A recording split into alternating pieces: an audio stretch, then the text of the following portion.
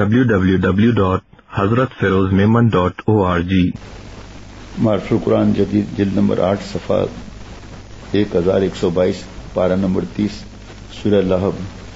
حدیث صحیح میں ہے کہ رسول اللہ صلی اللہ علیہ وسلم نے فرمایا کہ جنت میں چغل خور داخل نہ ہوگا، اور سب کو پتہ ہے توبہ کر لیا تو ختم۔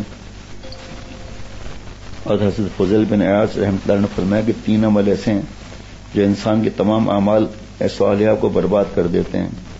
روزے دار کا روزہ اور وضو والے کا وضو خراب کر دیتے ہیں، یعنی غیبت، چغل خوری، جھوٹ۔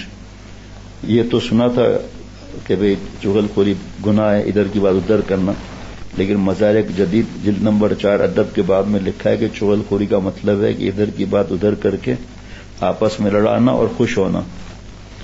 حضرت عطا بن صاحب رحمۃ اللہ علیہ فرماتے ہیں کہ میں نے حضرت شعبی سے رسول اللہ صلی اللہ علیہ وسلم اس حدیث کا ذکر کیا جس میں آپ نے فرمایا کہ یعنی 3 قسم کے آدمی جنت میں نہ داخل ہوں گے۔ نمبر 1 ناحق خون بہانے والا، چغل خوری کرنے والا، اور تاجر جو سود کا کاروبار کریں۔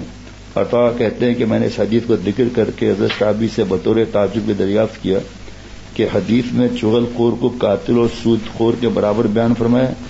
انہوں نے فرمایا کہ ہاں، چغل خوری تو ایسی چیز ہے کہ اس کی وجہ سے قتل ناحق اور غصب اموال کی نوبت آ جاتی ہے۔ اللہ تعالیٰ دین کی سمجھ عطا فرمائے اپنی رحمت سے۔ www.hazratfirozmemon.org